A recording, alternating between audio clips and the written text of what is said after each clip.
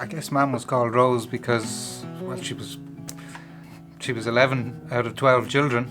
They were running out of names.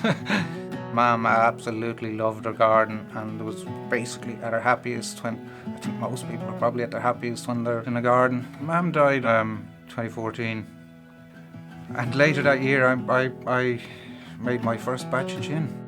My youngest brother, Paco, was getting married. I basically suggested to Paco that it might be nice to make a specific batch of gin just for them, a special batch just for their wedding, for the toast, to hand to their guests. But one thing I had said to Paco, before you come down, walk outside the back door of Mam's house, go and butcher that rose plant and bring them down, and we'll throw them into the mix, into the gin. So, we'll be able to say that Mam is with us in spirit.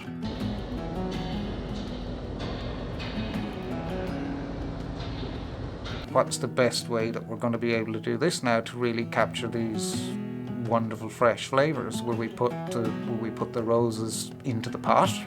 Everything is infused for 16 to 18 hours. We hadn't done a huge amount of vapour distillation using the botanical baskets. Tried a batch with fresh petals going into the pot. Tried a batch with just using the vapour trays so that the gin vapours would come up and it'll steam the roses and it will extract a much gentler, subtle flavour. And then, hey, why not try a bit of both? We tried a bit of both and presto, it worked. Post distillation, I basically get big muslin sacks, a combination of fresh and dried rose petals, and dip them down into a tank. We're extracting some natural colour from the rose petals, and you're also deepening that rose flavour, and it brings that sort of almost Turkish delighty kind of flavour to the finished product.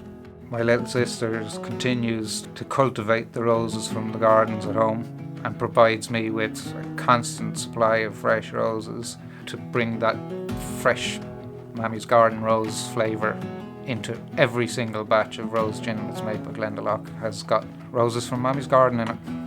She'd have loved it. She'd have been amazingly proud. And